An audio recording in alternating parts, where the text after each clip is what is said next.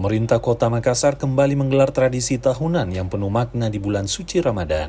Wakil Wali Kota Makassar, Alia Mustika Ilham, memimpin rapat koordinasi Rakor guna mematangkan persiapan acara buka puasa bersama anak-anak panti asuhan yang akan dirangkaikan dengan peringatan malam Nuzul Quran.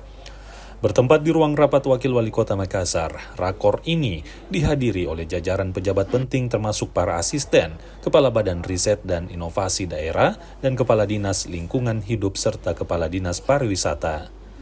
Wakil Wali Kota Makassar dalam arahannya menekankan bahwa kegiatan ini bukan sekedar agenda tahunan, melainkan wujud nyata kepedulian pemerintah terhadap masyarakat terutama mereka yang membutuhkan perhatian lebih di bulan penuh berkah ini.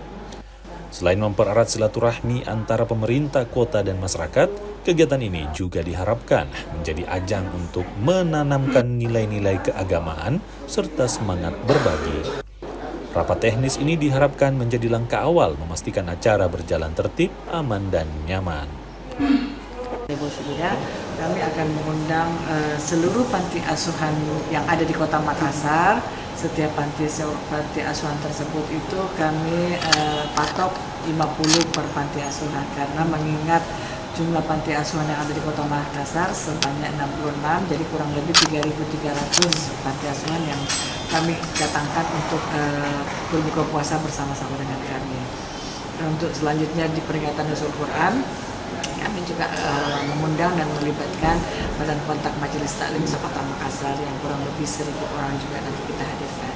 Ini adalah wujud kebersamaan dan juga perhatian pemerintah kota terhadap anak-anak panti, ya, dan inilah kami anggap bulan untuk berbagi perhatian, berbagi kasih sayang, dan juga tentunya berbagi sedekah untuk mereka pada anak-anak panti.